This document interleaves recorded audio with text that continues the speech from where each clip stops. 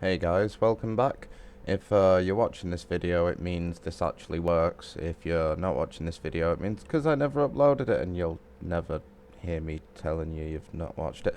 Anyway, never mind, losing my head. I tried to make some pier caps. Pier caps? Pier caps. Pier caps, I think they're called. And they're for the top of the scale brick wall, 110 scale pier caps.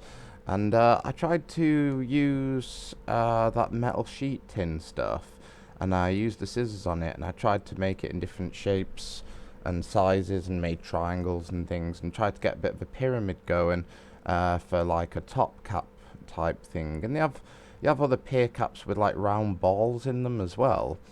And I had no luck. I was messing around for a day or two while I was doing a few bits.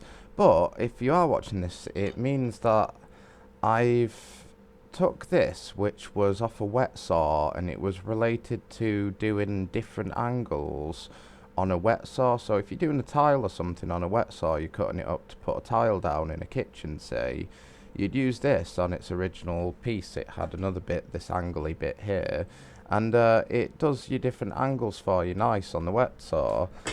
So what I'm doing with this is I've measured across from here to this side on the inside, and where the bolt hole was, I've just covered it in blue tag. And what I'm going to do is I'm going to mix some cement and set it in here and see if the look of it looks a bit of a military wall. Like if the military were casting some pier stones for a wall, I can't imagine them going off looking anywhere. So the odds are they're probably going to make some out of cement. And if they're going to make some out of cement, they can cast them how they want. And, you know, like these little peg things here going across, these little things, that one, that one, that one, that one, that one, they look like something where you'd wrap, they'd have metal posts in or something, where you'd have posts coming out of them where the steel barbed wire or razor wire would be wrapping round them going down the wall. So I wanted to try it, see what it would look like. So we'll take this, let's mix a quick batch of the grouty cement gear that I've been using to fill in the sides of the walls, because that was pretty strong, and when it went solid, it went rock hard rather than crumbly. And we'll see if we can mix that in. We'll pour it into here. I just had a quick gander on the internet, and plastic shouldn't stick to concrete. And there's a slight flex in this, ever so slightly, which might just allow me to kind of flick the concrete out like it was some kind of ice cube from a freezer or something. So yeah, let's mix the cement and see what this looks like. See if it ever gets to air. Lol. Okay guys, so we have the fix and grouty gear. Two little wooden flat planks that I can use to tie off the ends of this orange piece of mould kind of thing, and two quick fire clamps. These things are great. You can put them to your size, and then to get a good tight grip you can just pump them in, and you know, it'll hold something in place for you. Really would recommend some of these for any of you scale guys. Might make life easier trying to dry wood bits and stuff like that. So yeah, we're gonna clamp those over the wooden bits on the sides if we can wing it, and then we'll put the cement in and see what it looks like. And of course the water, smallest drop. Good mixer. On this one guys, I'm trying to mix it not very damp and wet. I went with a wetter version for the wall because I really wanted to put it in the syringe. On this one I'm trying to keep it as dry as possible, so the moisture from the mix and grout from the mix does most of the mixing of the cement in for me with the sand. I got a lump.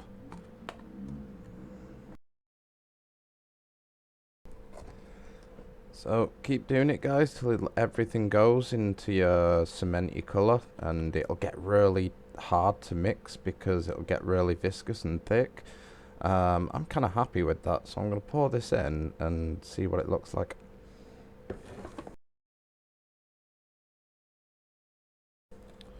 That looks vile.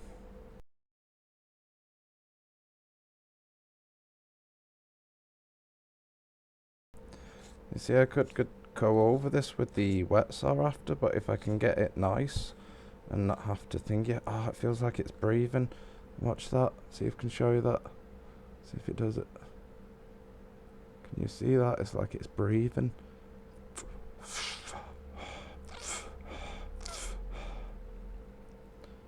I guess oxygen in concrete isn't great in 1:1 scale, but it's cool. It's cool.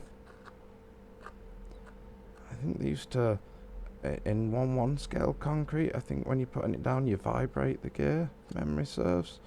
You, like, shake the shit, and then it just kind of, you know, the air comes out. Oh, I'm so mumbling. This is monologue. Okay, that's the best I got in me, guys. It's in the flattest. Should I or shouldn't I rub over that with the ruler to see if I could flatten it off? I might do that just to see if we can get it nice. Here we go. See if we can ruin it. I don't think I can do it the other way. Okay, I'll have a go. It's not gonna work, boys. No, the best thing I can do is flatten it down. It was just trying to move all the cement out of place again. Let me try it that way.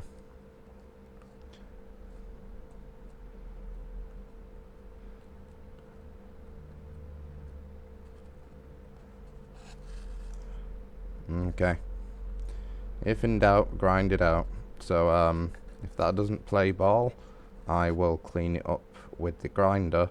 So I'm happy if it's just slightly over.